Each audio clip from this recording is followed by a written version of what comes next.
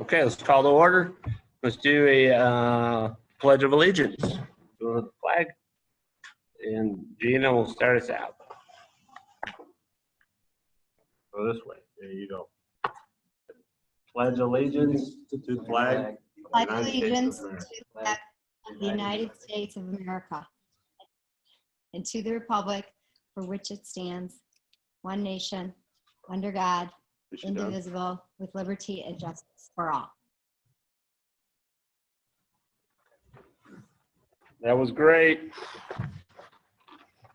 Okay, roll call. Mr. Durkin? Here. Ms. Ruska? Mr. Jacobs? Here. Ms. Sierra? Here.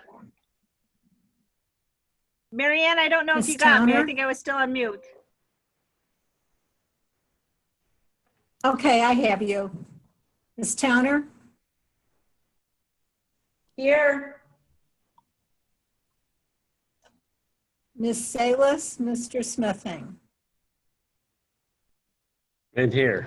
Salis is going to be a little late due to graduation of Hauser. Visitor statements. Do we have any visitor statements? I don't believe so. No visitor statements were submitted. Fine, okay. Discussion of information items. At this point in the meeting, the Board of Education members may request to add an additional discussion items. I'll go around. I don't see any raised hands. Okay. Then we will go to the graduation plan. I will put myself on mute. Thank you. Okay, so Mike, you have me off of mute. Good.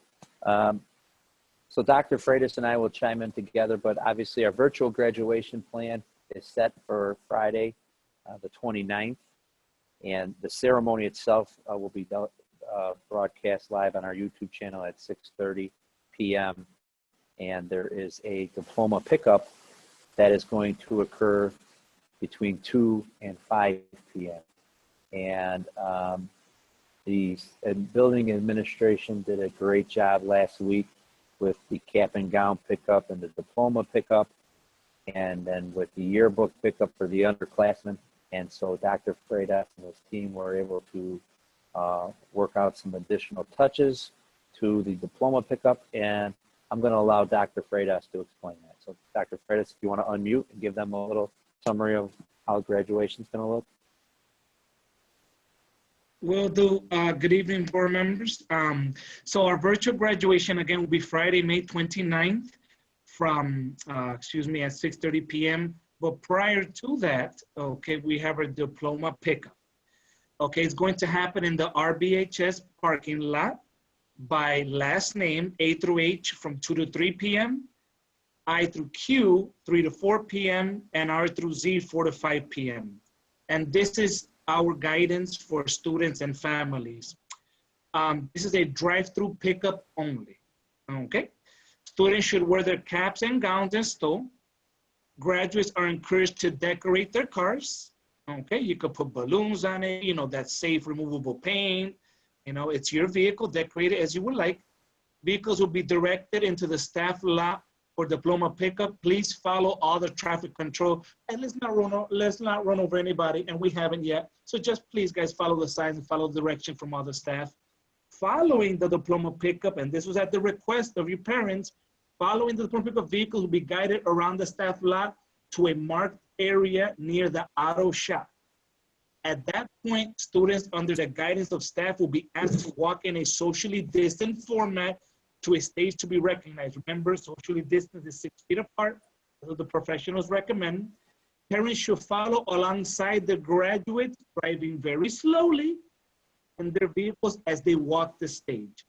After recognition, students will take a graduate photo and will return to their vehicle. I know one thing that the community shared with us is that they wanted the students to walk on stage. We're going to make that happen. We'll listen to you all, but please make sure okay, that you follow slowly. Let your son or daughter get out, walk the stage. You're gonna follow along and then pick up right back up, and then you'll be driving home. Families can download their photos using the following link. We did share it at the end of the year bulletin. Family members should remain in the cars at all times and display their first and last names on the front windshield or passenger window of their cars for the ease of identification purpose. Please do not leave your vehicle. Remember, we are still operating in the COVID-19 pandemic environment. So please remain in your vehicles at all times, except for that moment where the graduate leaves the car, walks across the stage, and comes back in. Students should only exit the vehicle when prompted to do so. So families, please look out. We may give you a hand sign. We may have a poster, please exit, please return. Just make sure to follow the overall general directions. If students are unable to pick up their diplomas in person, a request to drop off for diploma drop-off to be made using a link. Families can also request the diploma to be mailed by using a form. Staff will be lined up down Golf Road to celebrate you as you enter and leave campus. Okay, so that's very important, families. Again, we're picking up the diploma, and students will have their moment across the stage, their well-deserved moment to be recognized. You could beep the horn, you could clap, but please do not leave the vehicle. And then at 6:30 that evening, okay, we will have a virtual graduation ceremony live on our YouTube channel at youtube.com/myrbtv. And then depending on how June goes, we still have scheduled for a condensed in-person graduation ceremony Monday, June 29th at 6:30 p.m. at the Kennelly Athletic Complex, locally known as the Stadium. Okay, each student will receive 2 tickets for the guests at the time of the cap and gown pickup in order to keep attendance at a minimum. And it will be live on RBTV. But parents, please remember this condensed in-person graduation would only be possible if the stay-at-home order is lifted and we're able to gather in groups of 1,000 or more. Okay, that's a big ask from the state, knowing that we're still operating in this environment. So please pay attention and tune in on our website or for any correspondence that come from us. So that is our graduation ceremony. Any questions?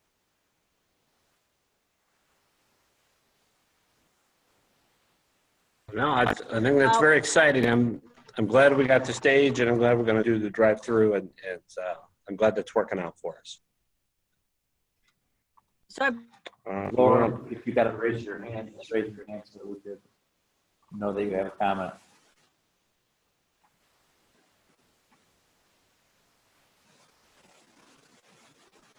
All right.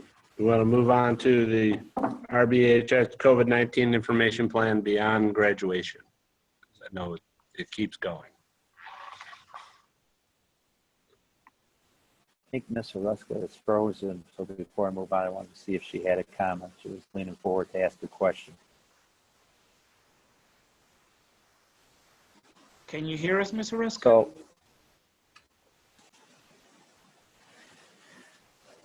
So, from a board member's perspective, the plan would be the board, if you can make it during the diploma pickup.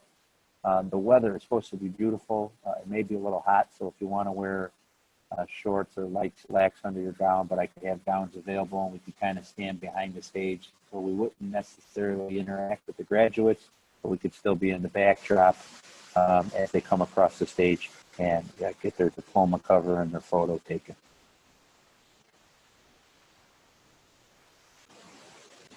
Ms. Sierra has a question, yes. Okay. Wait, I thought I Dana? understood. Did I just hear you say that if the board members are going, they're going to wear their gowns? Is that what you said? Yes, we were thinking about that, having our cap and gowns on, standing behind the stage. So if we were planning on being there at 2, do we have to be there early so that, like, what time would you want us to get there? I think 15 minutes the max. Okay. It's just a matter if you want to All right, put I the was cap able- and gown on.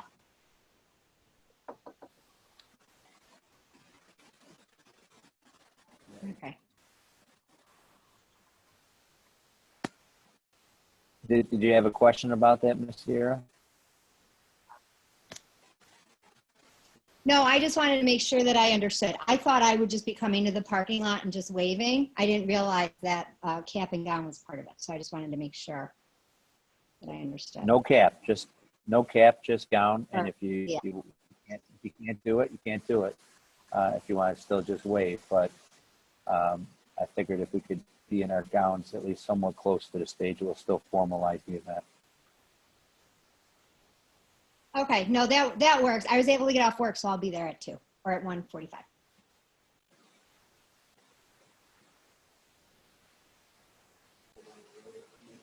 So COVID-19, our COVID-19 update. Governor Pritzker, based on the local media, appears we could be trending toward phase 3 on June 1st. We are finalizing a return to work plan for all 12-month employees that will start on Monday, June 1st.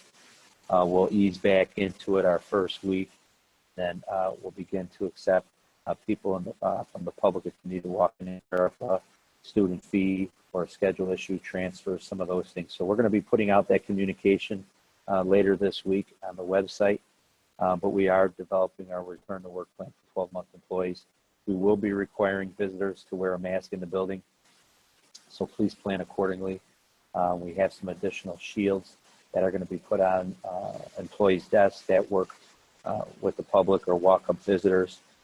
So we're taking the necessary steps with Aramark about cleaning procedures and mask procedures and having additional sanitizers. We're also working on putting in touchless sinks in all the bathrooms. So we have hand dryers, touchless sinks, just trying to minimize contact with other items. But we are planning to return to work for 12-month employees week of June 1st. In regard to COVID-19, remote learning and some of that stuff for next school year, obviously we're waiting on direction from the governor and the State Board of Education, but I am putting together a COVID-19 task force. We're in the process of establishing this committee, and it will just be a committee that the administration can work with over the summer as we plan for next school year. The committee will have representation from the administration, the faculty, the union, and some parents. Dr. Freitas is working getting a representative from each parent group. And so I will report out at future board meetings the work of that committee. The idea of the committee is just to have different perspectives as we plan out our 3-phase plan. I've talked about this earlier in my reports to the board. The state's asked us to have kind of 3 plans in place. One would obviously be business as usual come August. Plan 2 would be some type of reduced enrollment plan, and then plan 3 would obviously be remote learning.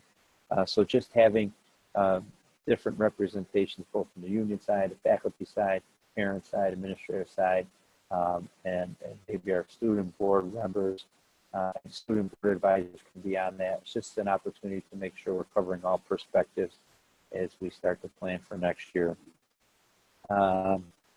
You're already at the update from Dr. Freitas about this Friday and the diploma pickup and the crossing of the stage, as well as the virtual ceremony. Summer school is slated to still start June 1st. That's going to be a virtual summer school. All youth summer camps are canceled. I've stated that at our last meeting. All June rentals are canceled, and we'll have an announcement out by June 15th in regard to any July rentals. Residency, we're working on that plan here in the early first 2 weeks of June, and then we'll get a plan out to families if we're going to shift some of that to virtual or if we're going to condense the residency process. So please pay attention to your email and to communication from the school district on that in the next 2 weeks. And I believe that's everything from the COVID plan. I'm open for questions.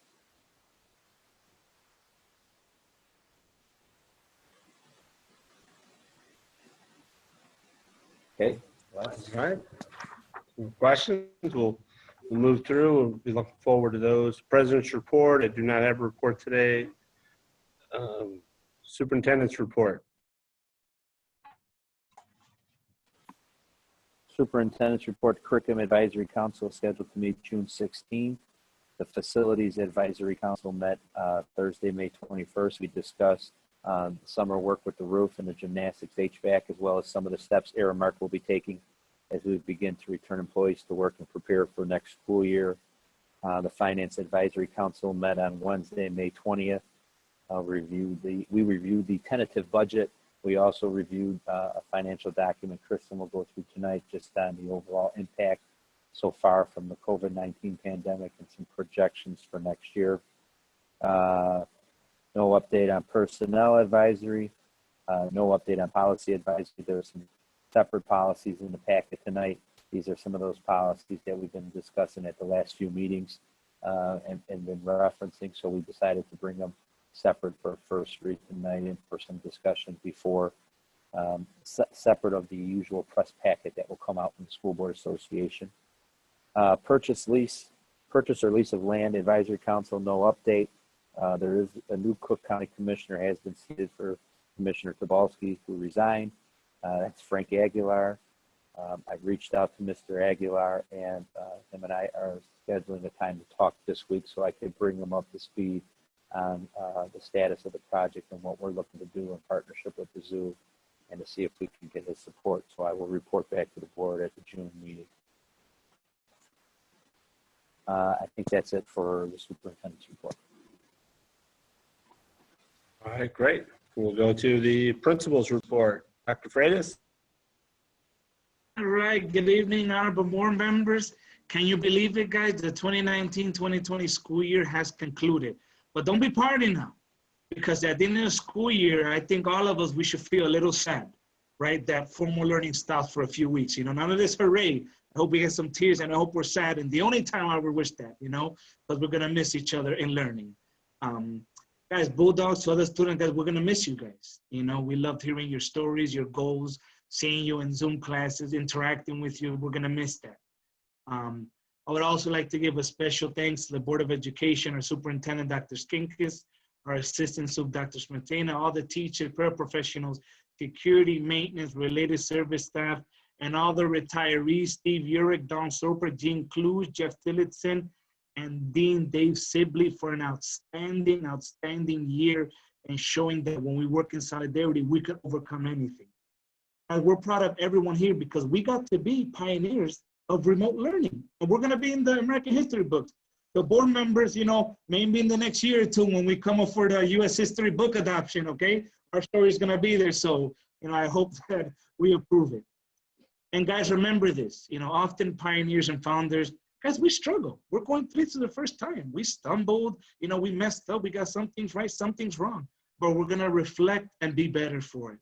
I would also like to thank all the families for balancing online learning, work responsibility, and parenting all under one roof for 9 weeks. Bravo, mom, bravo, dad, bravo, whoever you consider your family, because I'm sure it hasn't been easy. And guys, for up-to-date information about any of our end of the school year events, graduation, and more, please visit our website at www.rbhs208.net. Okay, we update it often, so please stay tuned. Some other good news, Riverside Brookfield's Best Buddies Club won the State of Illinois 2020 Chapter of the Year Award. So special shout out to Ms. Soprich and anybody involved with Best Buddies. You know, fantastic. Guys, this is a Census Year 2020. Maybe you saw my video in the community. Guys, please participate in the census. We want to make sure that every dollar, every cent comes back to us. Our assistant superintendent is going to share some financial news, and maybe you will see some deficits. But what do? How can we take responsibility? By filling out the census to make sure we get all the money that belongs to us. So parents, please take the time and fill it out. End of the year events, locker clean out. We've come to realize students need to get their materials. Seniors is this week, May 26th to the 28th. Make sure you fill out an appointment form.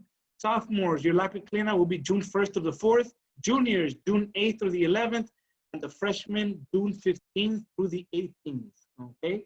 Guys, please remember when we're doing locker cleanup, this isn't a hangout, okay? You're there for business, grab your things, you see your friend, wave from a distance. Please wear your personal protective equipment, your mask, bring your hand sanitizer if you can, your gloves. Okay, guys, come do your things and then please go home. Okay, pick up your materials. This is not a hangout, but we want to make sure you have your belongings, okay? Also, we send this information earlier to family. We are going to have a car procession. I know you guys been watching the news and see what other schools do, and you said, we want to do it too. Okay, we heard you. So we will be doing a car procession this Friday, May 29th at 12:30. Okay, this procession will only include staff members and administrators. We have about 80 volunteers or so. The parade begins on Gulf, and it will go through Brookfield, Riverside, and North Riverside. We shared the routes already. But family, students, and everybody listening, this is very important, okay? Please practice social distancing and wear your protective equipment, okay? We wanna keep everybody safe. We wanna acknowledge everybody from afar. This is a moment to share, but not to be too close. Be a little apart, okay? Remember, the experts recommend at least 6 feet. So please, let's adhere to that. So it is a great car procession. After the car procession, as I mentioned earlier, we'll be having our diploma pickup. And then lastly, after the diploma pickup, we will be having our pre-recorded virtual graduation ceremony at 6:30 p.m. Again, on our YouTube channel, youtube.com/myrbtv. Summer school starts June 1st online, and all grades will be finalized and shared by June 1st. And that is my principal's report.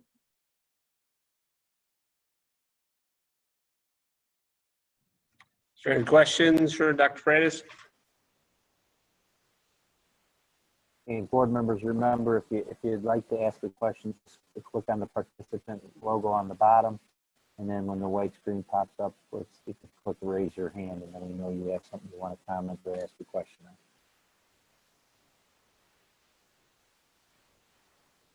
All right, Laura?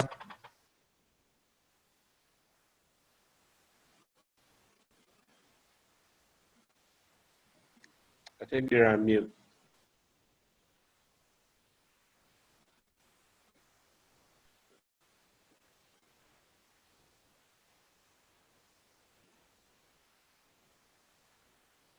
Okay. Am I still on mute? Oh, you're good. We can hear you. Okay. I think we had mentioned before that board members could possibly be there for the pickup and at the parking lot there. Is that still the case or not? Yes, we mentioned Of course, earlier. the board, I'm sorry, go ahead, boss. The board members can attend. We're gonna, if you can attend, dress appropriately, and we'll try to put our gowns on if the weather's not too hot, and we'll stand kind of behind the stage, 6 feet apart, so that we can still formalize the backdrop as the students come across the stage to pick up their diplomas when they get out of their car. So there'll be more information on that coming to us? Sure, I can send that out. What I just said, I'll send that out again before Friday. Okay. All right.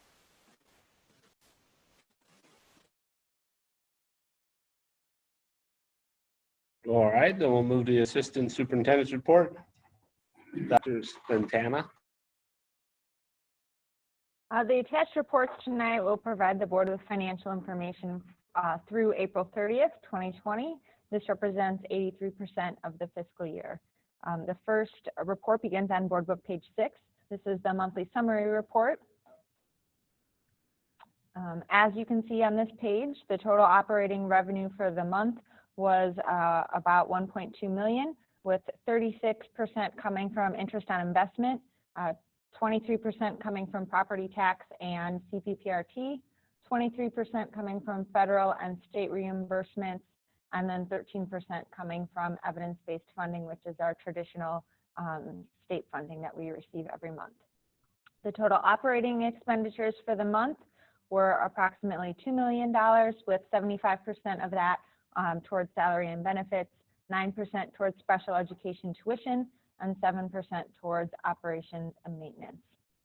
On the next page, the monthly financial statements, you'll see that year-to-date in the operating fund, the district has received approximately $25,505,324 and has expended a little over $22 million. This surplus will definitely be continued to be spent down over the remainder of this fiscal year, as the district does not anticipate receiving significant revenue for the remainder of the fiscal year. We may receive some additional payments Mr. Connors, can you share your screen so that the public can see the reports that Ms. McCann is describing? Thank you. Sorry, Kristen.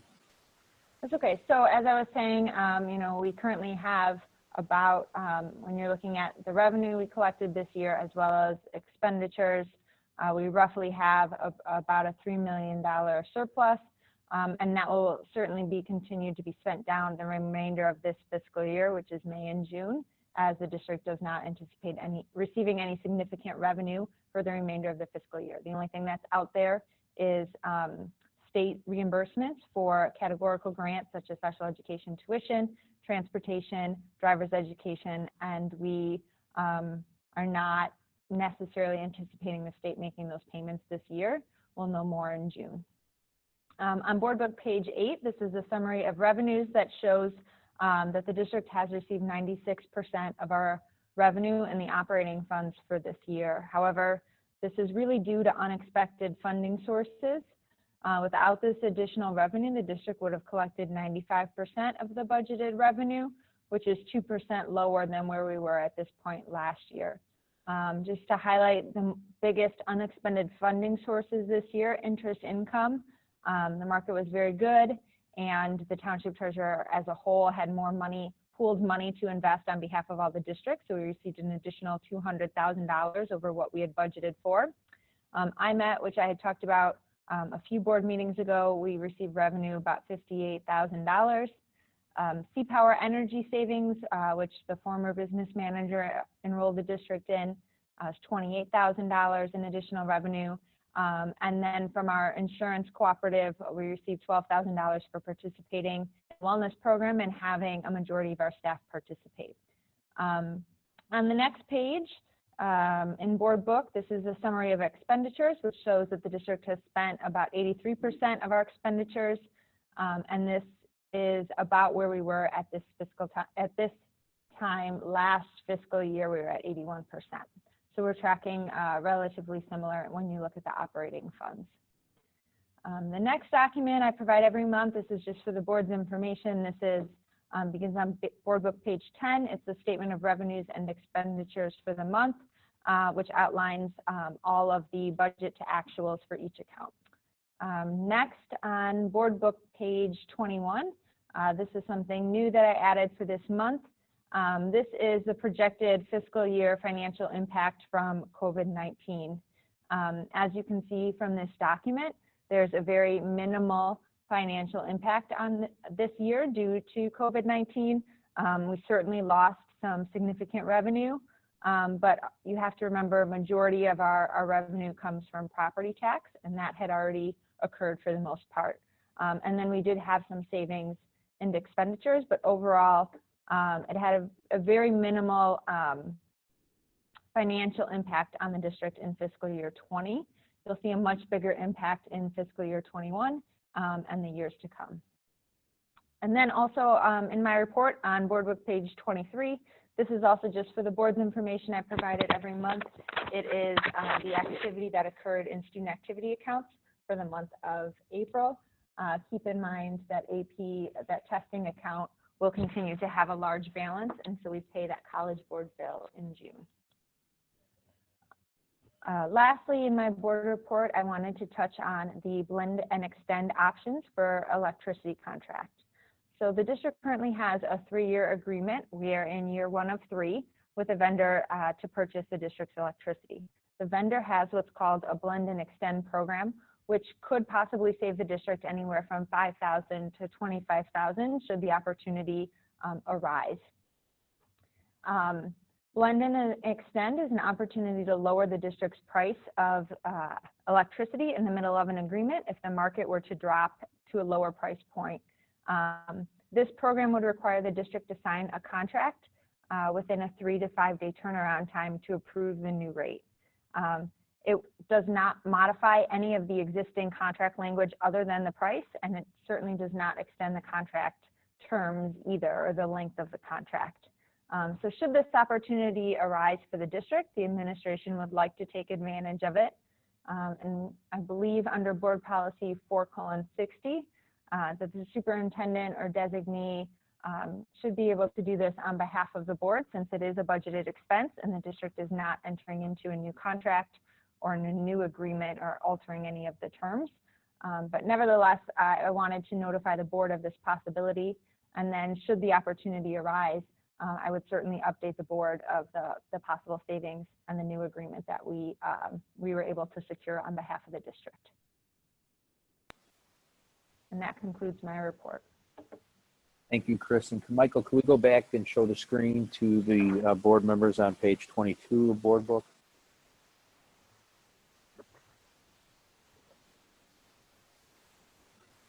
So, Christian, quick question. What is the labor number per month with faculty and staff? It varies from month to month. I believe in May, it'll probably be about 1.5. But then in June, we have a lot of the stipends, the coaching stipends that come off the book. So it will be lower in June. So I don't know that exact number. But yeah, I anticipate, roughly 3 million just in salaries in the next 2 months. Oh, you've read my mind. Okay, Mike, so I don't know if you can make it any bigger, but just so they can see page 22, because I think we glanced over that. We stayed on 21. Scroll down to 22.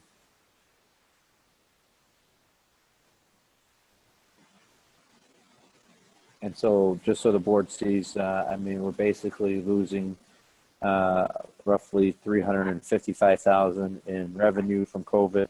361, we're saving 361 in expenditures. So for FY20, our impact was less than $6,000. Kristen's anticipating an impact of less than $6,000. However, we think the significant impact of COVID-19 will affect us in FY21 as the collection of property taxes is delayed, maybe delinquent, CPPRT could be reduced. We can also see a reduction in the categorical payments. As Kristen mentioned, now we still have a few payments that are due this year, but we don't think we're going to get those before June 30th. So those will hit us in FY21, but it will be lost revenue for FY20. So I think it's important to touch on this. I think we've received a couple questions from the community, and so I just wanted to make sure we highlighted that. In regards to the electricity contract that Kristen mentioned, we thought it was important just to put this on record with the board. As she stated, in the Finance Advisory Council felt the same way last week when we discussed this, that if it's an opportunity to save the district some money and it's not altering the terms of the agreement or entering into a new agreement, that it would be okay for us to assign, for the administration to sign an amended rate. So that was just a formality that we wanted to make sure was on the record with the board.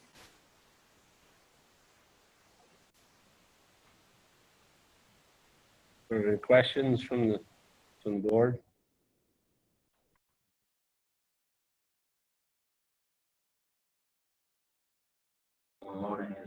Yeah, Ramona. I just wanted to thank Kristen again for staying on top of the wellness program and offering the incentives that she did, because I know it took a lot of time, and then the incentives that she was able to offer, and then to have the $12,000 payoff on the back end is really nice, right? So thank you, Kristen.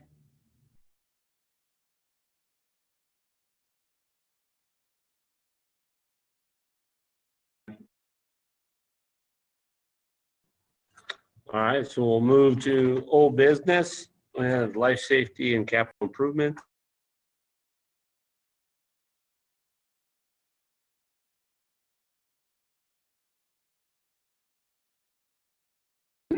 All right, let's move up student advisory and the Board of Education. Item D.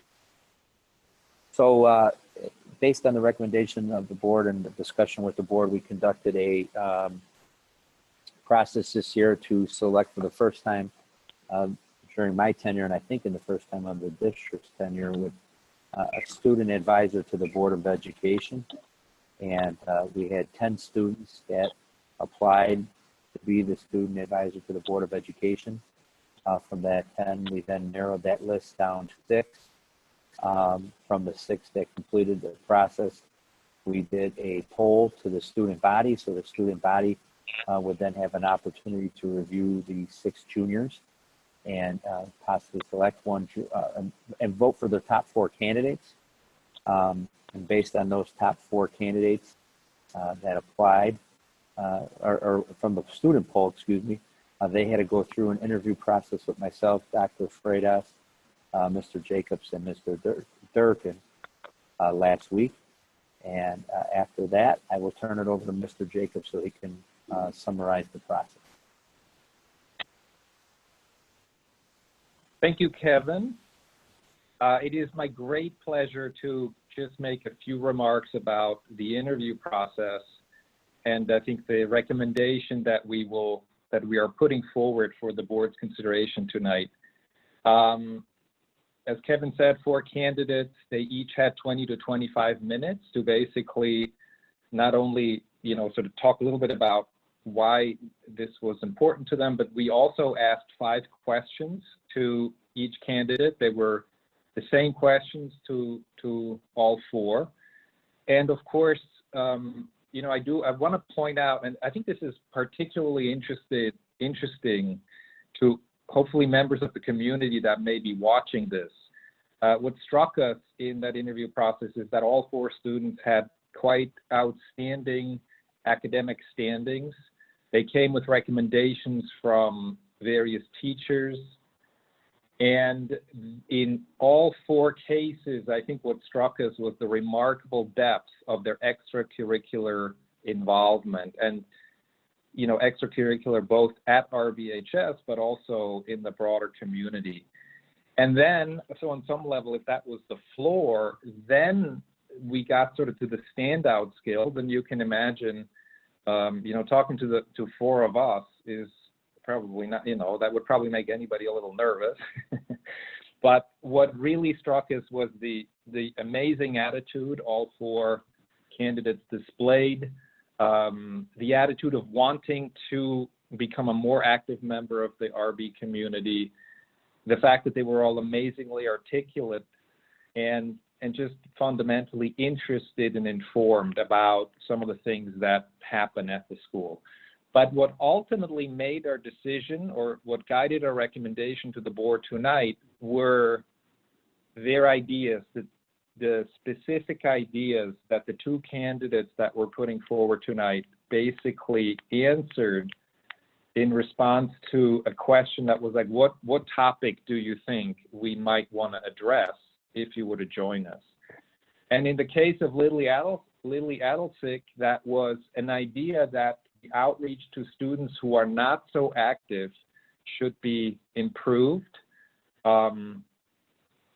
She noted the importance of RB being one whole school, and that school spirit should be something for everyone, not just the students that already have it, that we need to do more about bringing that school spirit out to everyone, to every single student.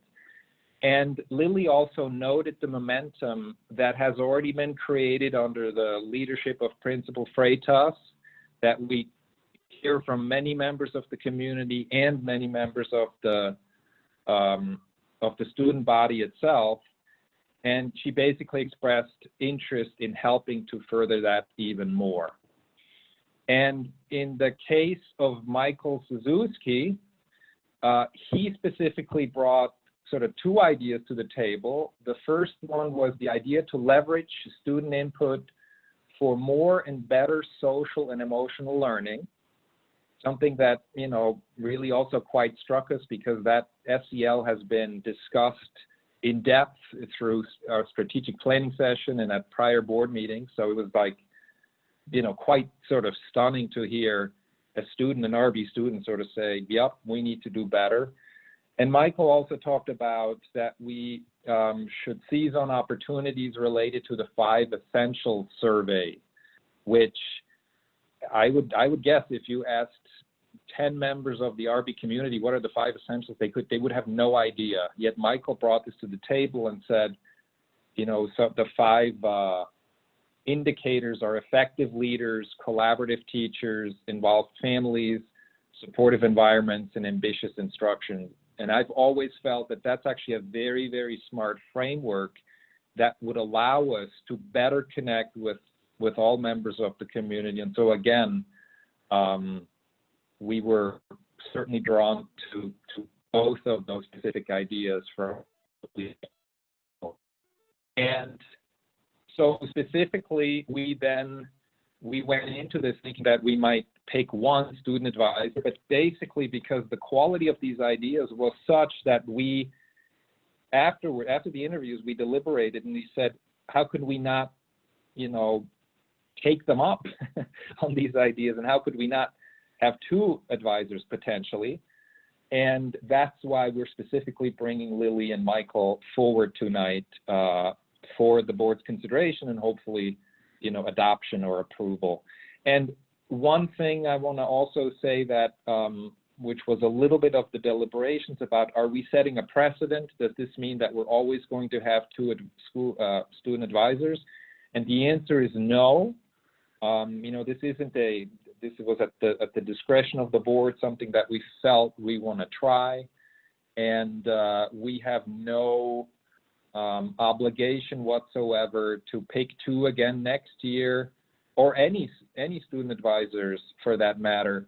It's just, again, to reiterate what Kevin had already said, is that there were 10 applicants, and then 6 were further evaluated, and we ended up looking at 4. But in closing, I would like to repeat what I had said to each one of the candidates during the interview, namely that all 4 candidates, regardless of whether they would be picked for this position or not, had already won through their willingness to come forward and engage, and that because of that, the RBHS community had already won also.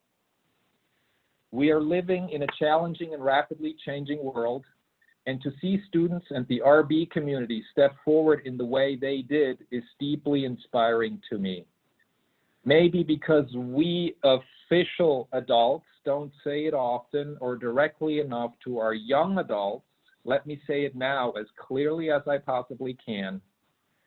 Dear students, and particularly Lily and Michael, we are all in this together, and we need you more than you may know. From the bottom of my heart, I would like to thank all 10 applicants for their leadership. And Bill, I think you might have a few comments about the interview process also.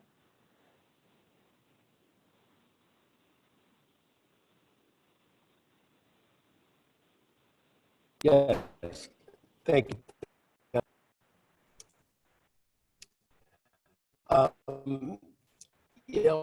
With the one, there we go. With the exception of this upcoming Friday, my daughter Molly, a beautiful, brilliant, sweet daughter Molly's graduation, in which I'll be able to be with her as she graduates. I can say without a doubt that this interview process was one of the most personally rewarding times that I've spent on the board so far. And the 4 applicants, or 4 kids that we'd interviewed, were, we've got 4 winners. Actually, there's 2 winners because 10 applied. Ted wanted to be a part of something. And we stressed there's no right or wrong answers. Just be natural. Just be natural. And each and every one of these these children, or young adults now, I should say, have incredible futures, and they need to take pride in what they've accomplished so far and look ahead and into everything that they're going to be doing in the future. So we are very fortunate to have people like yourselves who do take an interest, and thank you again for participating, and congratulations But like I said, there's everybody's a winner, and great job. That's it for me. Okay, so Michael and Lily, before the board makes a motion to approve you as student advisors to the Board of Education, your first official meeting as student advisors to the Board of Education will be in August. So we're giving you June and July off, but I would ask that you take some time to either watch the live broadcast of the board meeting or the recorded version on the RB YouTube channel, RBTV YouTube channel. So you stay abreast of what's going on. When you do have officially start in August, you'll be advisors to the board. You will not participate in closed session. You will not have voting rights, but the board will rely heavily on you to solicit the information from the student body so that they have a student body perspective as we discuss agenda items with the Board of Education. And I would expect as we go forward, with the impact of the pandemic and how we might be functioning as a school differently come August, your student input will be very well received and very important to our decision making. So I will also reach out to you about being participants on my COVID committee that I discussed earlier in the agenda. So Michael, Lily, do you have any questions for the board before we if they make any comments or take the motion to the vote? I do not have any questions. Hey, Michael, how about you? I don't have any questions, but I was just going to say, I think it's an honor that me and Lily were chosen and that it was really hard to choose two people instead of one. I thought that was pretty cool. Yeah, I would also agree with that. I think Michael and I will do a great job, and I'm really happy that I have the opportunity to do it alongside Michael. You know, I'd like to add something I forgot. Sorry.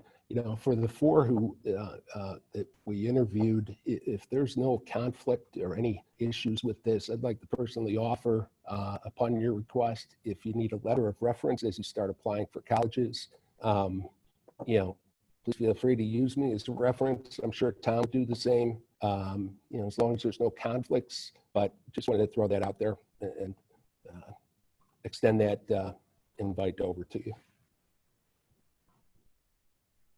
That's it. And we're looking for some pretty exciting things from you. Mr.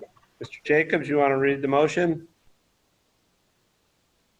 Yes, I would be honored to. Hold on. I move that the Board of Education, Township High School District 208, Cook County, Illinois, hereby approves Lily Edelsick and Michael Suzuki as student advisors to the Board of Education as presented in the May 26, 2020 board agenda packet. Second. Is there any comments or concerns? And Ms. Towner seconded. Okay, Mary Ann, you want to go for a vote? Mr. Durkin, Yes. Ms. Ruska, Mr. Jacobs, Yes. Ms. Sierra, Yes. Ms. Towner, Very enthusiastic, yes. Ms. Salas, Hello, everyone. Say- Congratulations to you both, and yes. Mr. Smithing. Yes. All right, let's move back to life safety and capital improvement. Lily and Michael, this is your opportunity. If you'd like to sign off and just watch the movie, you can do that at this time, okay?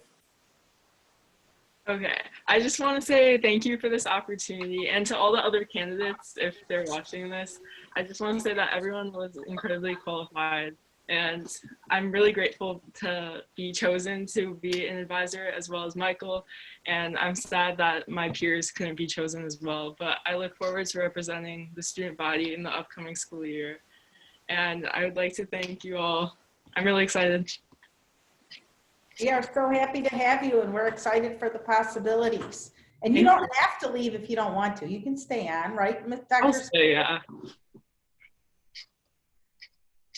Okay, I'll mute It's myself. it's now. their choice. I don't want to guilt them into anything. They weren't expecting to stay on for It's a okay. 3-hour meeting. They're highly motivated children. I'm sure Yeah. they know what's going on. Who said 3-hour meeting? I just logged on. I'm going to log right back off. Highly motivated young adults, not children. Sorry, wrong word. It's okay. Thank you.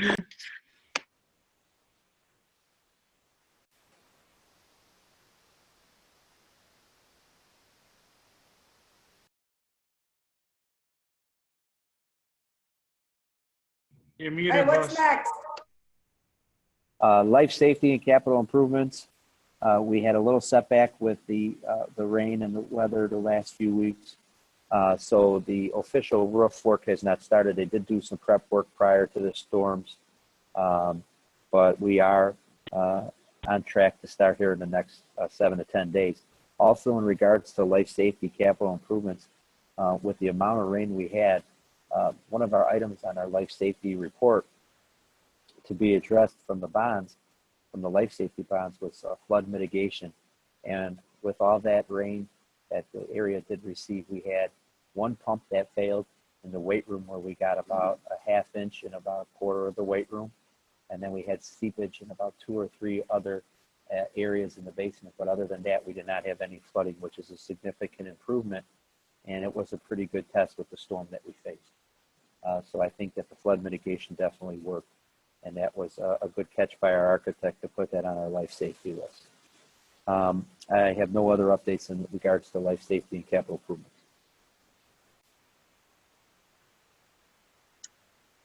Kevin, can you also articulate how the vault worked during these storms? I mean, there was a significant amount of water. The district has spent probably $1 million on that vault, and also the field, with the piping under the field.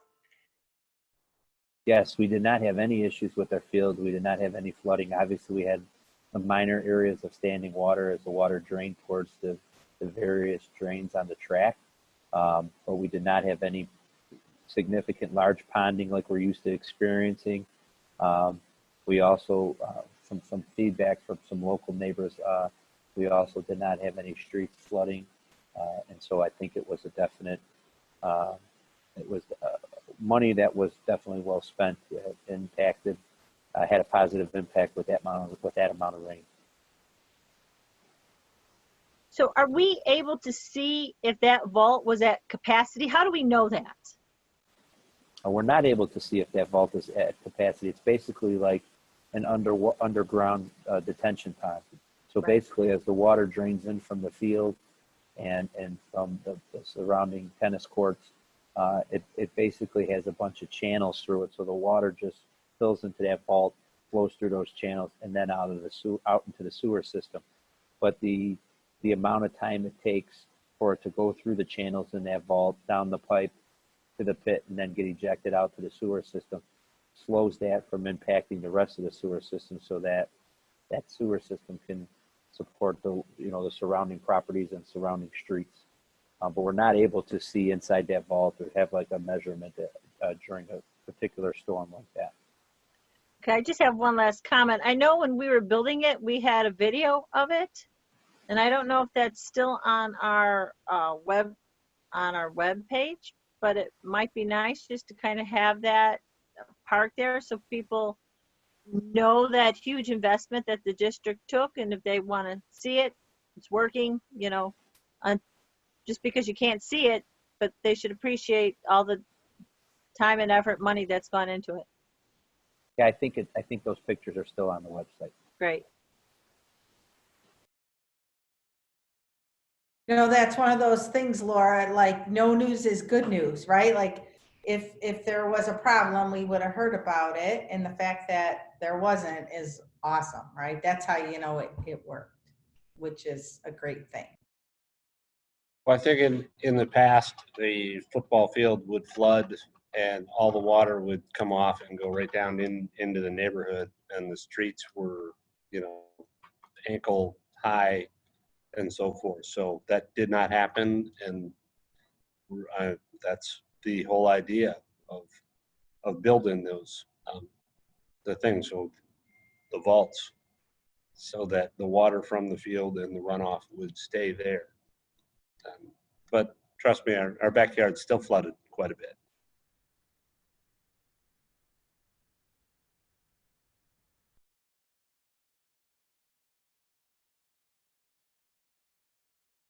All right, let's move to the vending contract. Kristen, you want to take the vending contract? I believe this is a second read. Sure, this is the second read. As a refresher, the contract for the district's vending machine is currently with Canteen, and that is set to expire in July. The district reached out to 5 vendors, and 2 of them submitted proposals, which are attached in the board book. It's board book page 28, I believe. This contract is a revenue generator for the district, approximately on a normal year, $18,000–19,000. The district's legal counsel has reviewed the contract. I just received the final contract today, right before the board meeting from Canteen. So I do need to review that one more time just to ensure that they've made all of our changes. But I am recommending that the board award the contract to Canteen, which is for a 3-year contract. Do you have any questions on that? We walked through this last meeting as well.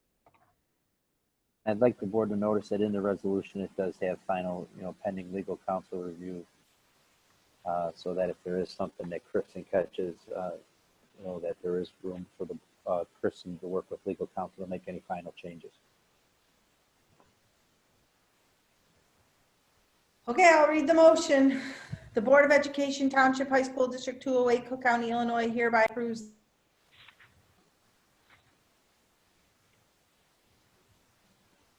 You went on mute real quick. I didn't. Somebody put me on mute. I think they were trying to get rid of everybody but me, but whatever. I'll start over. The Board of Education, Township High School District 208, Cook County, Illinois hereby approves the vending machine contract with Canteen pending legal counsel review as presented in the May 26, 2020 board agenda packet.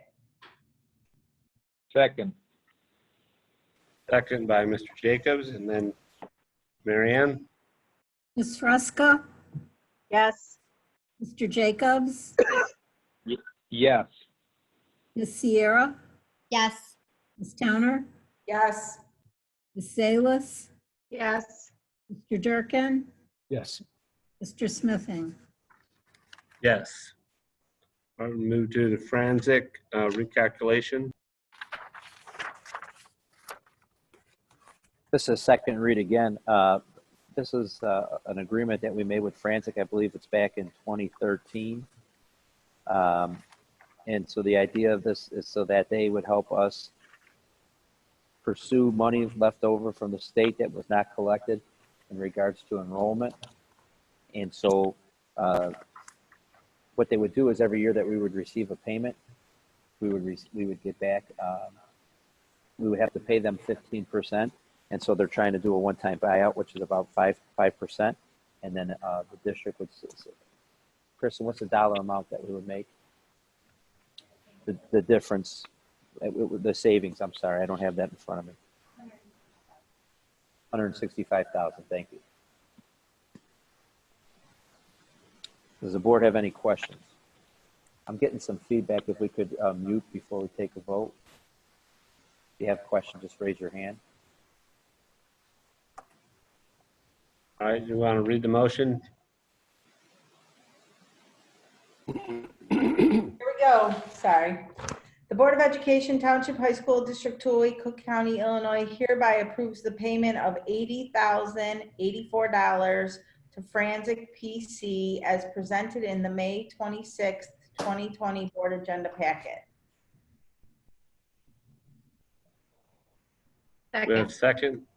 All right, right, Mrs. Zales. Mary Ann? Mr. Jacobs, Yes. Ms. Sierra, Yes. Ms. Towner, Yes. Ms. Salas, Yes. Mr. Durkin, Yes. Ms. Fresca, Yes. Mr. Smithing. Yes.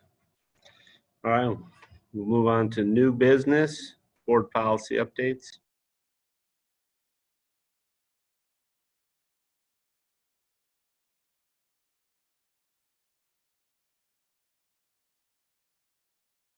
Policies, the Board of Education have discussed. Mr. Durkin, can you please? I can't hear. Could someone speak into the mic?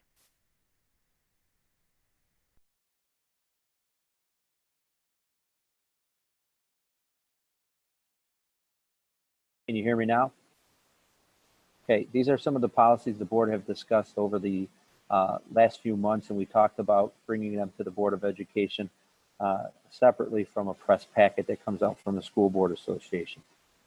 So the first policy is 2:220, and this was in regards to our voting procedures, and there was some discussion amongst the board, and I don't think we've reached a consensus on this. Just whether or not our board policy should have some type of reference to a first or second read. So if we were going to put in a sentence in the board policy, this would be possibly what that sentence would look like. And the selection of putting it in the first paragraph to the second paragraph can obviously be discussed more by the board. The board may choose not to add a sentence and feel that we don't need it in the policy, but these are from the notes that I've taken over the last few months that there was some discretion on whether or not that should be in our policy about having a first or second read. If something required a roll call vote, which is usually a personnel matter or a contractual matter or a budgetary matter. So I didn't receive any specific questions on this, but we wanted to just start putting these out just for board discussion. The second policy that we're discussing is Board 2:230, and this was some discussion on whether or not the board would want to continue with the extended time option, or just go to where we have the time for the public to participate to be limited to 3 minutes. So again, this is something that if we wanted to alter that, we could alter that. These are for the board to review and send in feedback. As I stated, I didn't get any specific feedback or comments on this policy either. But these are some notes that I've taken from the last few months. The next policy was 4:12. Kevin, just a question. So when are you thinking about that we would have conversation about these? On the next meeting?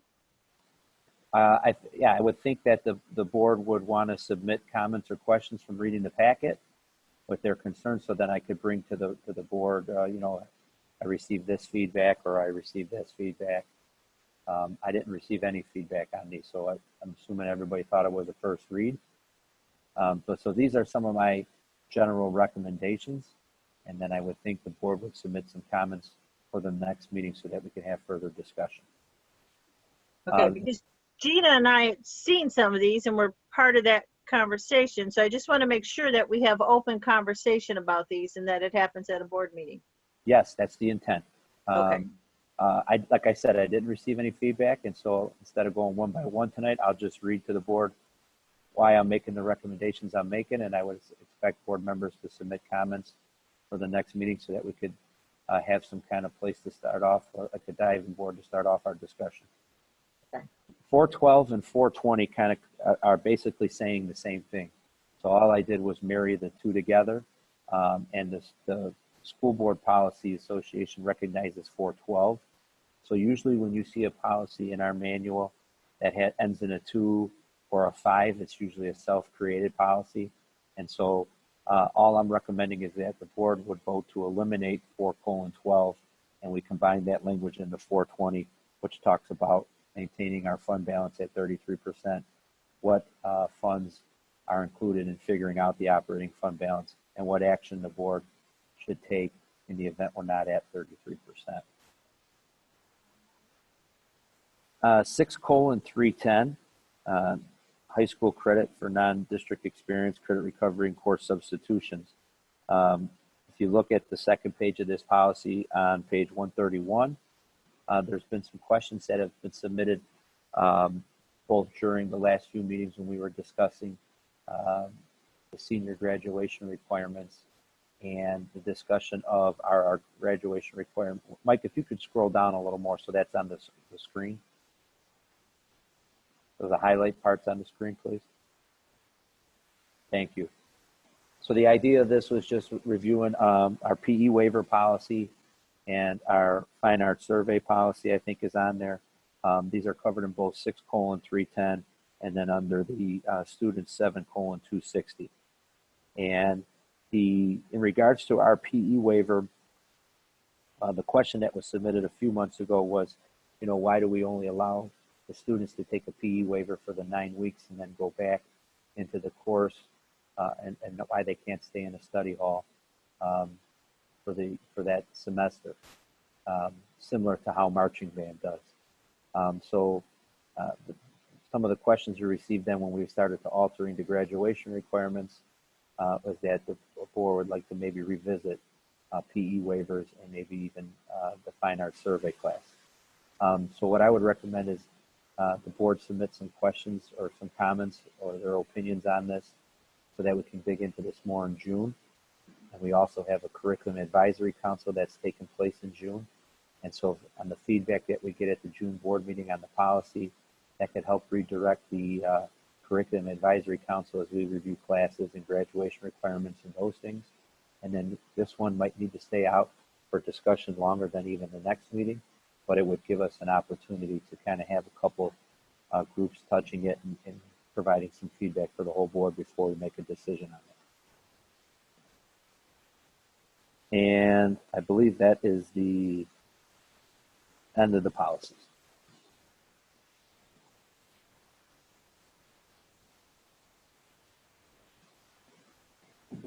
Are there any questions? So are there any thoughts? That's a lot to grasp there. I think maybe we need to go through these one by one and submit some, some questions, I think, is my thought. Ms. Salas has her hand up.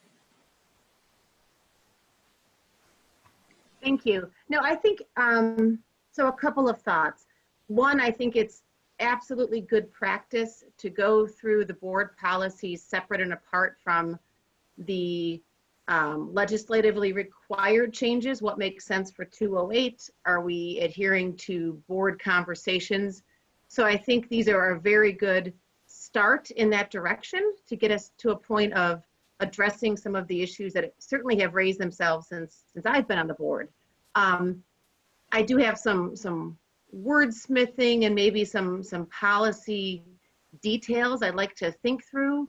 So I think you addressed this, but just in terms of process, if we want to talk about this again in 2 weeks, I am more than happy to submit, edits and or questions or comments for each of the proposals.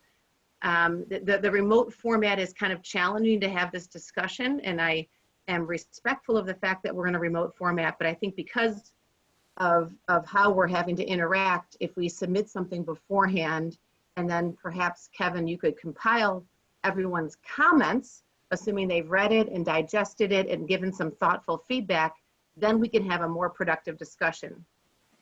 So that would be my suggestion on how to proceed, which I think is in track with what you were saying.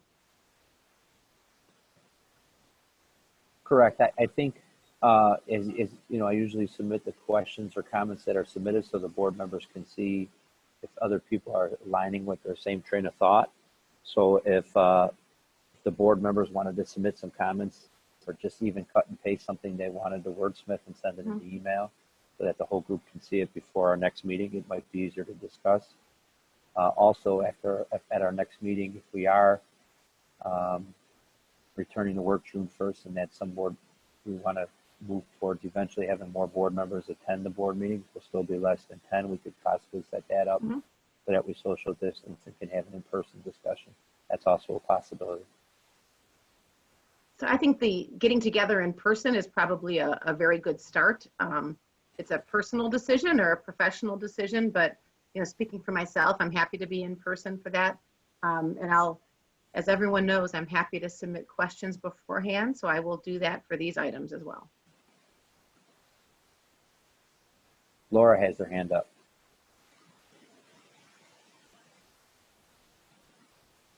All right. So I think submitting questions ahead of time or comments ahead of time is good, but we are going to definitely have to have open conversation, because as somebody says something, it may perk an idea. It may trigger an idea, and so there will need to be discussion. Maybe one or two of those might be easier than the others, but we're going to need to talk about some of those. So another option that the Wes, with your direction, another option we can consider is that I would put these under old business, as each one could be a separate agenda item. So like the next board meeting, if there's really no feedback or comments or concerns about combining 412 and 420 and eliminating 412, we might be able to vote on that and get that off the books. And in this way we can work through each one. Because I know I could tell you that with the 6:310 and the 7:260 in regards to the waivers and some of that, I think we're going to have some more discussion through our curriculum advisory and go through that a little more and take a deeper dive as we look at fine arts survey and the PE waivers. But if we list each policy separate, we might be able to dig in one policy at a time per meeting, and this is something that we could do throughout the summer. And that might be a better way to approach it, so this way we're not trying to get feedback on 4 things, we're getting 1 thing at a time.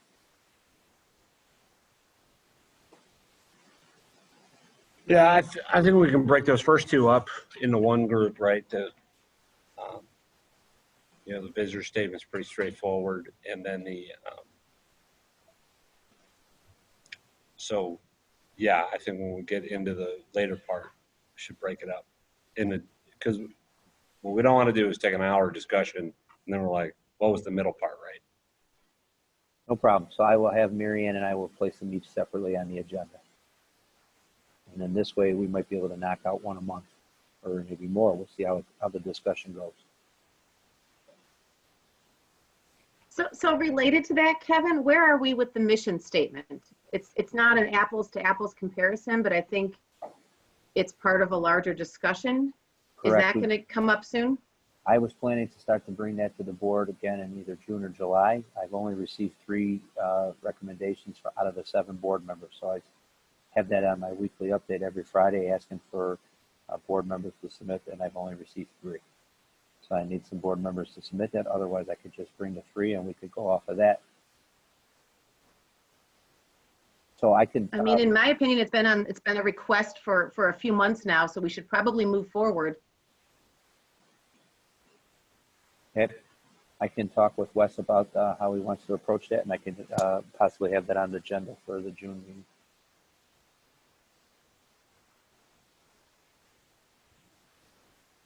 Laura? Yeah, I think listing the policies one by one so we can vote on each one by one, we may be able to accomplish more than 1 a meeting, but I think each of those policies needs their separate vote. And just to Deanna's kind of inquiry, I think the mission statement also is going to need dialogue.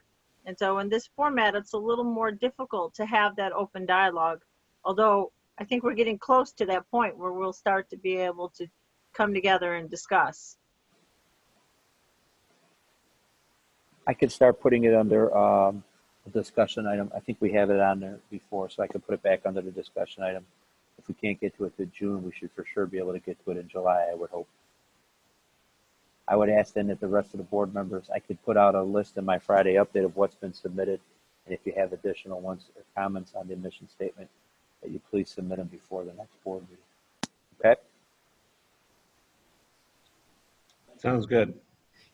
Let's go to our fun topic, the budget. As I stated previously, Mike, can you go to page 138? Kristen and I met with the Finance Advisory Council last week. Kristen's done a good job putting this document together under some uncertain conditions, certain times. So We did not receive any comments on the tentative budget. I don't believe. So I'll let Kristen provide a brief summary. And then again, so the board understands what our expectations are. If you have any comments or questions on the tentative budget, we'd ask that you submit them by the June meeting so that the administration can answer your questions or address your concern. But also we would be asking for the board to approve the tentative budget in June. The process of this is that you approve it in June. So there's a tentative budget in place when we officially start the fiscal year July 1. The formal budget is not adopted until September. So we have some time to watch how revenue and expenditures are being impacted by the pandemic, as well as when the state makes any final payments and things like that, any changes in staffing and that impact. So I don't want you to think that we're asking you in the next 2 weeks to make a final decision on the budget. This is something we'll review at the July meeting as well, at the August meeting, and then take formal action on our final budget in September. Kristen? Yes, Dr. Skinkis covered a lot of what I was going to touch on, but I want to stress that this is certainly a working document, especially under COVID-19. There are a lot of things that will be changing, and each time we present it to the board, there will be changes, and I'll certainly review those with you. I think it's important to note, as board members are reviewing the budget, in my personal opinion, the revenue assumptions, the expenditure assumptions, and the summary page are, the important highlights, and we try to put all of the significant items in those 3 pages. Also, you'll notice as you scroll through the budget, there are certainly some items that are highlighted in yellow. Those are things that are definitely going to change, and then certainly other things will change as they become available. For example, CPPRT, or corporate personal property replacement tax, currently we've decreased that by 20% due to COVID-19. That official number gets reduced in August, or gets released in August. So in August, we'll have a more exact estimate of what we think we'll be receiving this year. But you'll see on the revenue assumption page, I tried to outline what things were impacted by COVID-19 so that can help the board as you're reviewing some of this. I also would like to highlight right now, our projected deficit is higher than what I presented in February, and that's certainly due to COVID-19. We lowered our property tax collection rate to 97%, and normally we budget at 99%.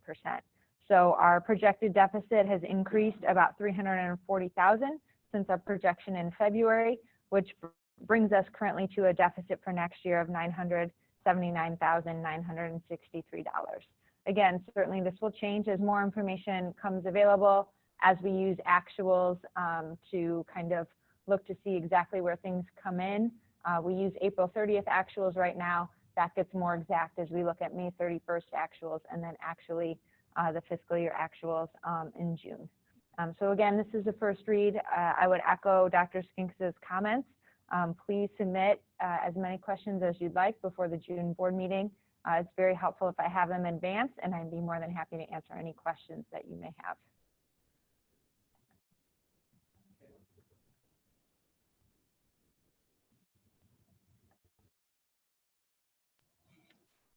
Anyone have a question about that $1 million deficit?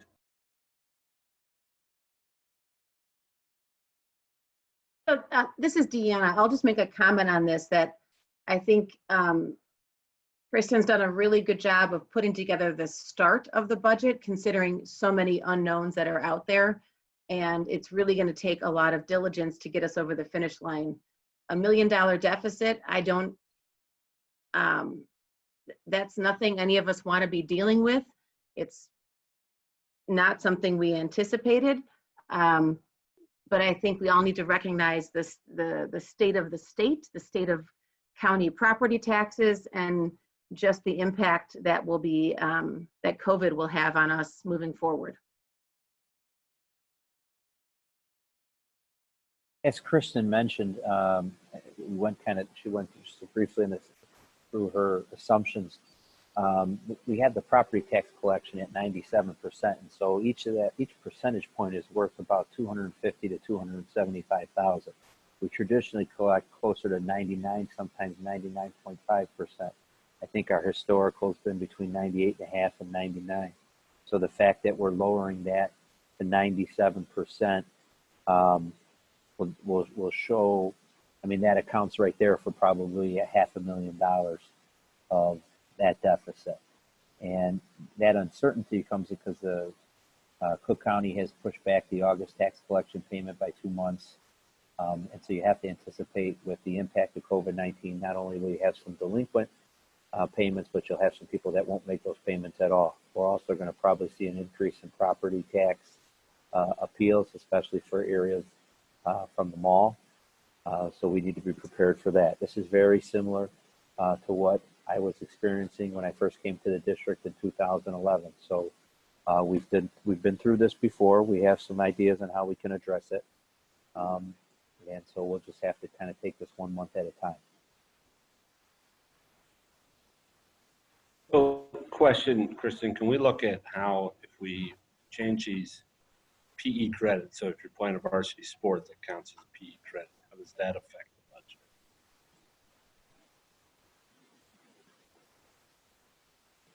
It could certainly have an impact on the budget in future years.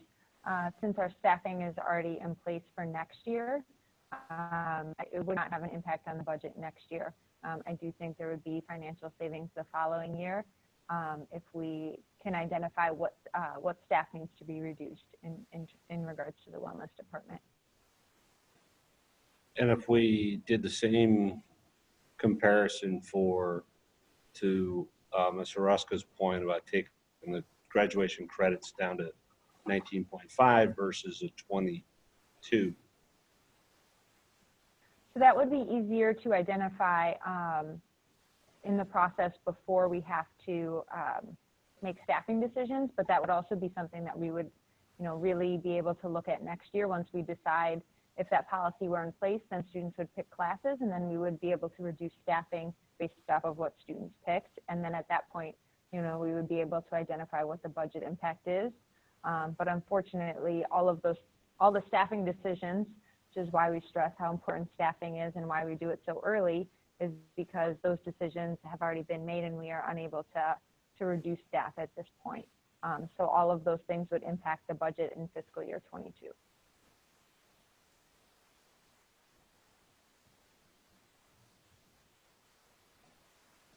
Are there any other questions on the tentative budget?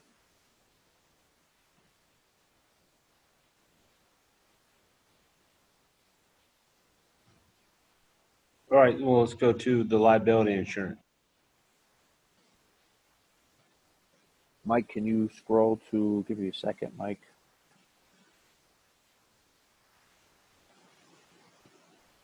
$171 is the action sheet, Mike. 172 is a document, but Ms. Matana, myself, Mr. Durkin have met with 3 different insurance brokers, and our liability insurance cooperative is going through some hardships and probably will be folding.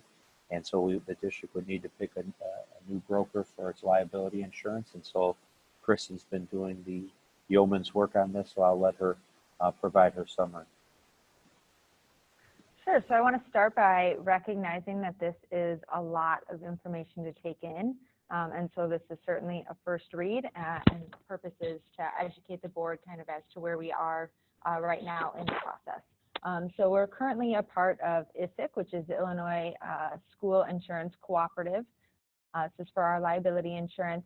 The members have certainly been decreasing over the years.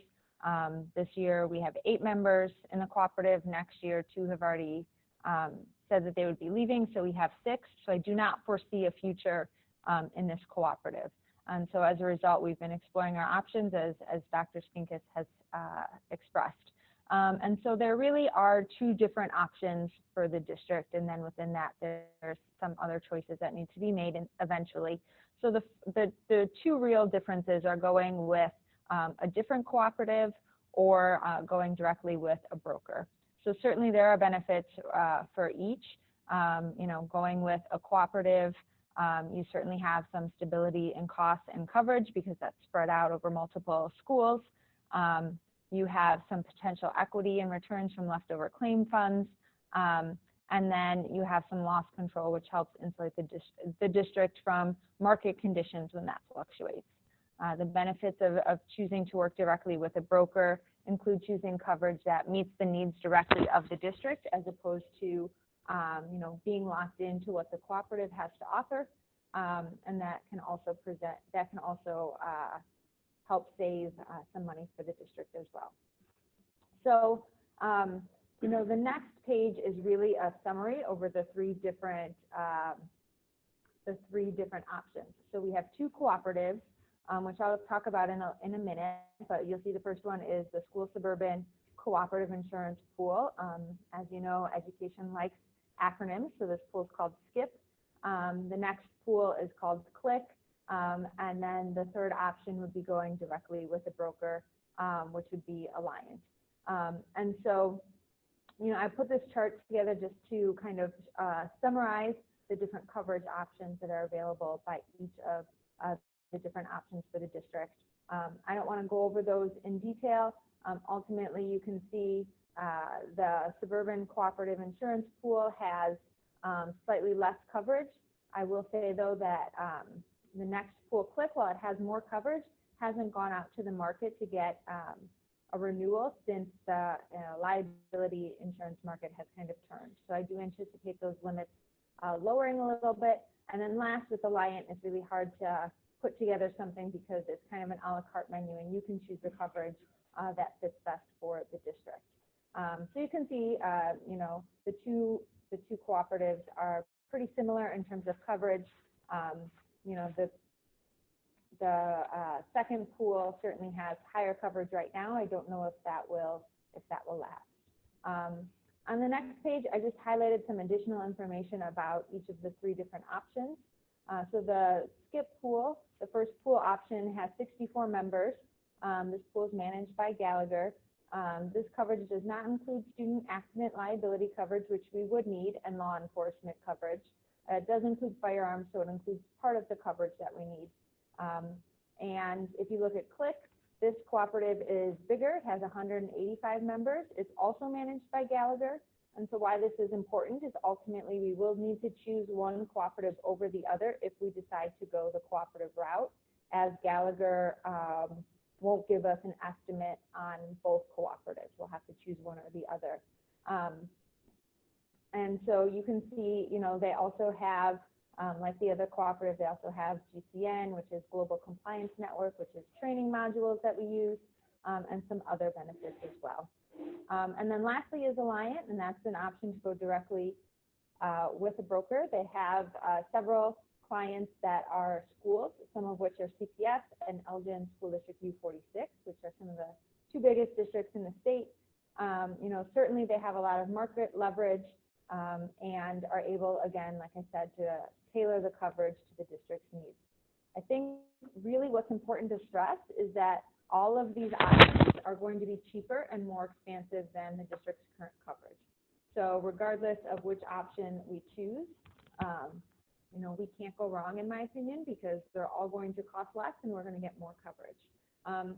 Ultimately, the board will need to make a decision, or we'll need to have some direction for the board no later than July, because I do have to let the cooperative know at that point, if the cooperative is not folding, that we'll be going in a different direction. That is, a general summary. I'm happy to answer any questions that the board may have now. But as I said before, this is a lot of information, and I'm happy to answer any questions that may be submitted before the June board meeting as well. Kristen, just to touch the student accident liability, which is required by the state, does our current cooperative provide that? Our current cooperative does provide that, yes. And our current cooperative does not provide law enforcement coverage.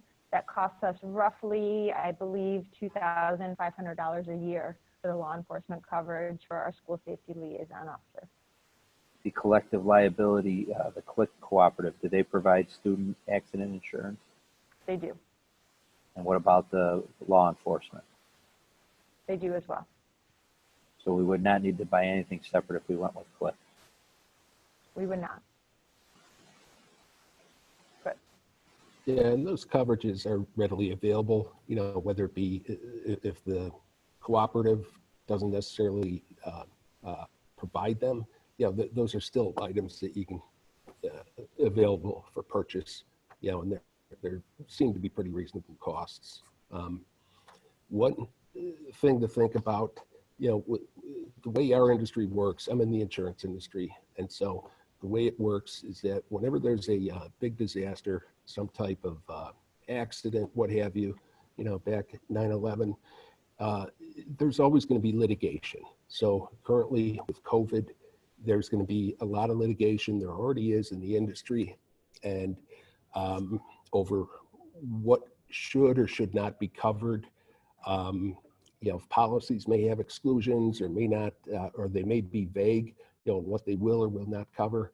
But we also got to remember that there's a lot of rumblings going around in different states and federally on whether there ought to be a COVID insurance backstop to provide to force insurance companies to provide coverage for COVID related claims.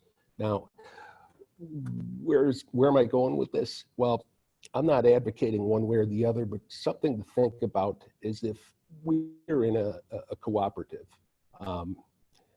My understanding is that we're probably going to have to be committed for 2 to 3 years. And the litigation is going to be ongoing, and eventually it could hit school districts. If somebody contracts COVID, you could see a multitude of suits. I think plaintiff attorneys are looking at this in a lot of different ways, and there's opportunity there.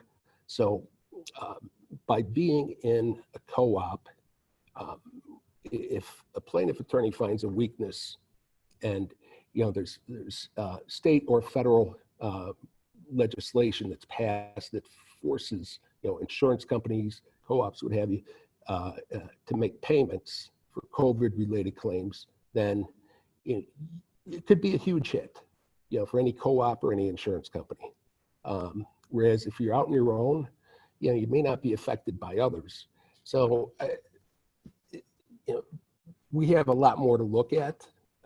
There's pros and cons on going both with a co-op or just going straight through a broker. But I thank Kristen for doing all the legwork on this. She did a great job. But insurance can be very confusing. So, any questions you have, please let us know. So do we need to set up some kind of subcommittee on this?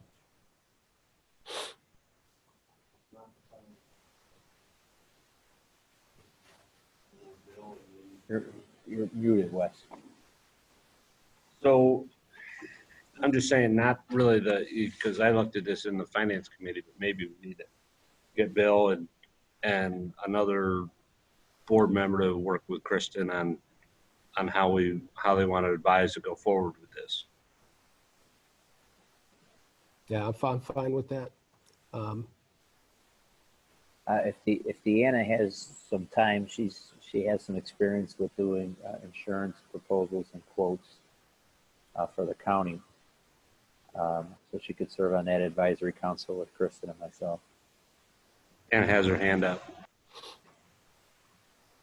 That wasn't a hand up to volunteer, just so we're clear. I guess this is a lot of information, and I think you guys did a good job summarizing it. Are there other co-op options that are out there? I guess my first thought is the fact that they both go through Gallagher is problematic, and that they won't quote outside of a selection. So is there another option on the co-op end? There is. It's Illinois County's Risk Management Trust, and it's a pool of school districts and then also municipalities. But my understanding of this is that they have a silo on its own for school districts. So I'd say it appears to be similar to what the Gallagher offerings can be. Mm-hmm. So, but that I believe that's what Alliant would go to. they stated in their proposal or their the information that they provided us, that that is one of their alternate co-ops that they go to. So Yeah, I mean, I'd like to see something outside of the Gallagher family. Obviously, we do employee benefits through Gallagher already. They're a big player out there, but just a little bit of variety would be helpful. And then I wonder if Mesereau Alliant could provide, you know, I know it would be a self-insured option, but if could they provide a range for a similarly sized district? They've got to have some schools that are smaller than CPS and U46. They can give us some kind of range regarding limits. I think they can. We can ask them for sure. Limits and premiums. Mm-hmm. Yeah, I think the district used to, my only experience with this is the district prior to my arrival was self-insured with health insurance, and we moved to a cooperative with health insurance, and that ended up saving the district some significant dollars. And is also, if you've seen over our premium increases over the last several years, they've been a lot lower than some of our surrounding districts who are self-insured. So I think with the Gallagher thing, I think the fact that you see there's close to 250 schools between their two cooperatives, it's going to be hard to find a cooperative from around the area.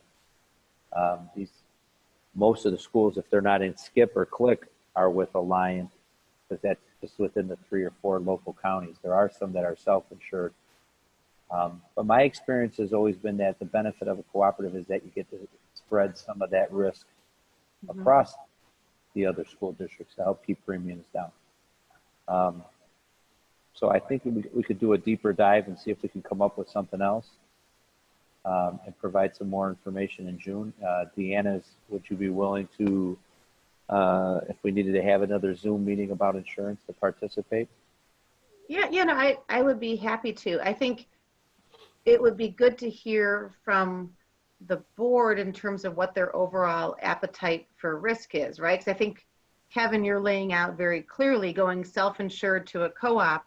Those are very different choices. And once you get to let's say a co-op decision, how you drill down from there in terms of coverage is a different type of decision. So I think, those of you who've been involved with this board and other boards, I think it'd be helpful to get some feedback on your risk tolerance, basically.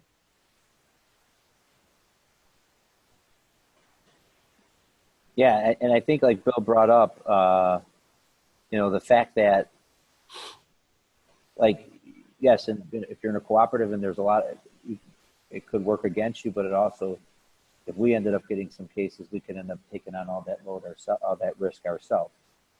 So it's kind of risk versus reward. So I think maybe if we could find out another way to explain that or show some examples to the board, maybe that will be helpful in June or July. Yeah, and I think if this wasn't previously communicated, with the co-ops, you have pretty much set limits that everybody has available, and then you can buy up. But even the set limits, I'm not going to go on record to say what we should or shouldn't do, liability-wise. But the question is, do we need 40 million excess? I don't know that answer. Or 30 million excess, but there's just a lot of things we have to consider. And are we paying for too much right now? There's just a lot more information we have to go through. Gina, you had a thought? Well, I just greatly appreciate the thoughts that both Deanna and Bill are sharing. This is an area that I absolutely don't know anything about. So I think, Wes, the suggestion of having maybe a subcommittee is a really good one.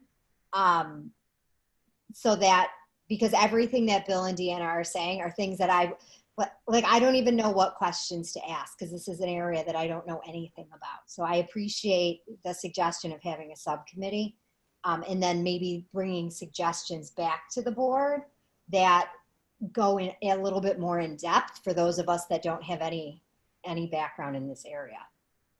Thanks, Gina. I'll be happy to spend as much time with any of the board members, on any discussions, any questions they may have. There's no silly questions because this is, big exposure, a lot of money, and we want to make the right choice and right decision. But we also, like we said, with the co-ops, we could be tied in for 3 years, so we want to make sure it's a good choice up front. I just want to bring up a point of order, though. So I know we're throwing around the words subcommittee and advisory committee. Once the board moves to a subcommittee, those are open meetings, and they're subject to all the open meetings requirements. So if you're looking at a subcommittee, you could have 2 or more board members. You can also invite other members of the community. If you want to have more an advisory council, more streamlined, then you're looking at maybe 1 or 2 board members that are working with staff. So the board can go either way. I was just gonna. Any subcommittee is open to public meeting. I was just going to clarify that with Mr. Smithing, that if we're doing an advisory council, it would run similar to the superintendent advisory council, but we would just start one for insurance. If we call it a board subcommittee, then we would have to post the agendas and have them open to the public, and treat them like a public board meeting. Well, that's not the end of the world, and if we want to call it an advisory committee, we can do that also.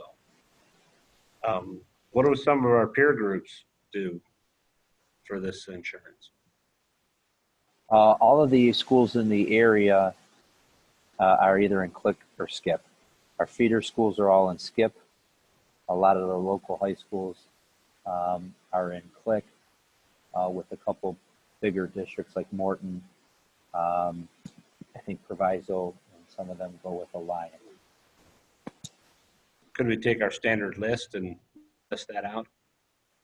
Yeah, I think Kristen's ran a majority of them through SKIP. We don't have the full list for CLIC. We're still working on that. And that might be an issue because sometimes they don't like giving out the list of their clients because they're worried about solicitation. So let me check on that. But we have the list of schools from SKIP. Yes, I wasn't able to get the list from Click. Yeah, I'd like to point out too that the CLIC renewal with Gallagher, that's the larger co-op, that renewal is July 1st.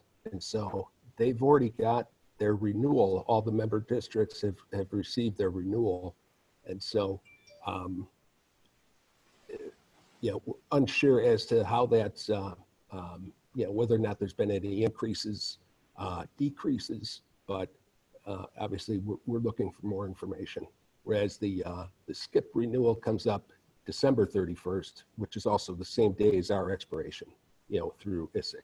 But we would just have to give ISIC notification of our intention, if it's all improved, to depart from that co-op. Is there a benefit, Bill, of the fact that SKIP is not renewing until the end of the year, that'll provide some additional time to see how this kind of COVID shakes out a little bit and its impact on the market? I hate to give you a non-answer. It could go both ways. There's a lot. The market was hardening prior to COVID. So in some areas, like auto insurance, property, so the marketplace in general had already begun to harden. Now, when you put in all the uncertainty over COVID and then potential for federal or state laws or mandates trying to force the insurance industry to pay out claims that maybe they originally weren't intended or written in policy format, then I think there's a lot of dust to settle, but by 12/31, we'd know a lot more. But again, there's we would be able to go with SKIP at the end of our contract, 12/31. So it'd really be almost like a 7-month policy that we'd do with them. Well, I'm going to bring up one more time. If you do a committee, a subcommittee, one of the benefits of doing that is if there are expertise in the neighborhood, you could also tap into that. So Bill and Wes, that might be something you might want to consider. If you think we need to broaden and get some questions from attorneys out there, people who are dealing this, a board subcommittee in the short-term interim to solve this one issue might work to your benefit for that. Yeah, I'm not sure if that would, I appreciate the thought. I'm not sure if that would work, but I'm not saying I'm not open to it, but this is my day-to-day business. I do not pretend to say I know everything, but all we're going to do is just look at the pros and cons. And I don't even know if so-called experts out there, with all the uncertainty with COVID, would really be able to give us, firm direction. But I could be wrong. So Why don't we start with an advisory council and then bring some feedback to the board here in June and July. And if we need to open it up again, we can open it up possibly to a committee. Would the board be okay with that? Yeah, I think advisory is fine.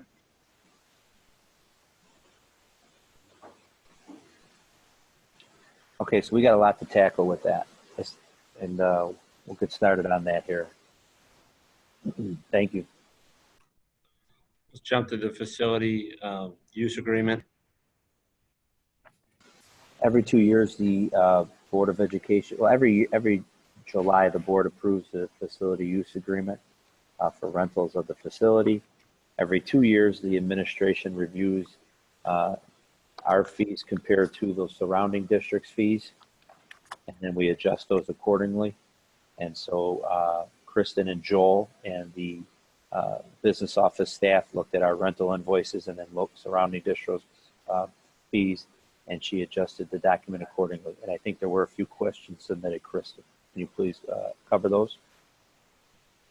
Yes, I will say, first of all, I apologize. The track changes version does not have the changes tracked correctly, but I do have on that action sheet, I do have all the listed changes that were made, and then I will make sure the correct track changes version is uploaded in the board packet. So those amounts that were in the board packet on the track changes version are what we are recommending. So going over briefly, we are adding or recommending we add a $25 late fee when a third invoice is issued. We discovered that this is something that many schools do, and they do it after the second invoice. So we thought it would be good to slowly bring into RB by doing it at the third invoice. We added some sample forms so that as we're working with different groups that want to rent, they can see exactly what we're looking for. Facility rental rates increased by 10%, and so that is on page, I believe, well, it's on page 8 and 9 of the actual facility use agreement, not board book, my apologies. But basically what we discovered as we were reviewing all of our local high schools in the area, other places where people could go and rent from, is that our facility rental rates were significantly lower.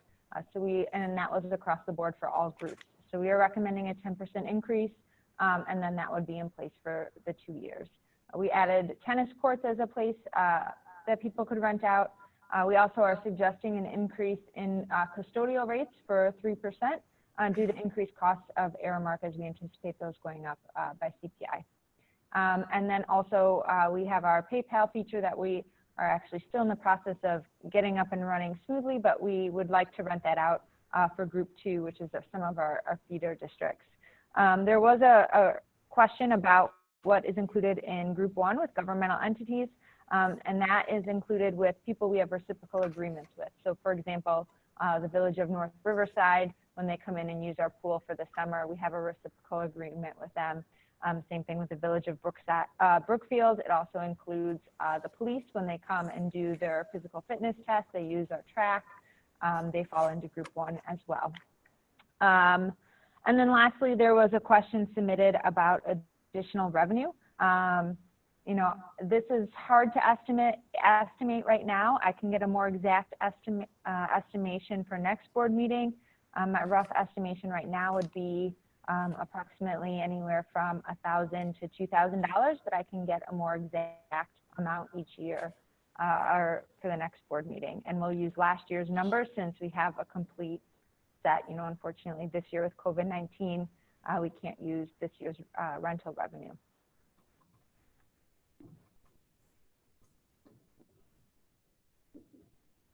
This is the first read. So the board will have an opportunity. Kristen, if you could just update the packet so the track changes are in there and the board could take another review of it. And if we don't get any comments on it, then this is something that we could put on a consent agenda for our next meeting. But this is a 2-read agenda item. Thank you.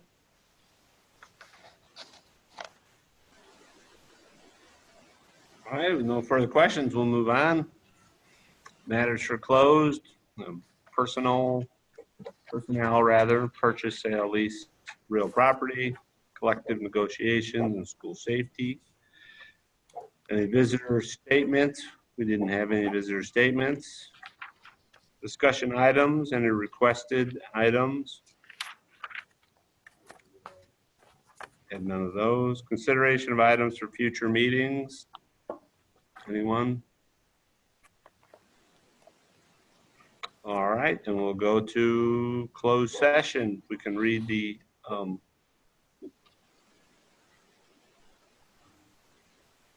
motion rather. Sorry, I was muted, but I was halfway through.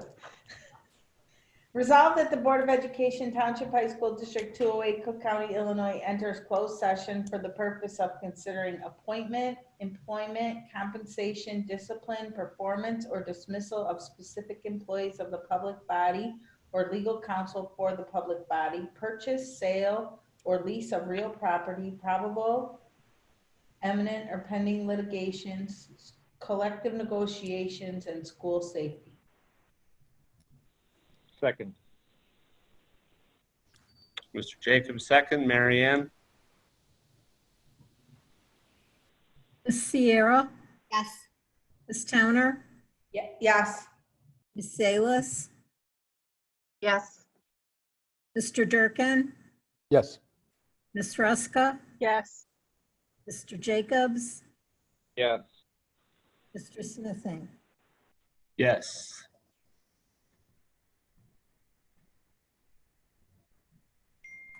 All right, that makes our meeting adjourned.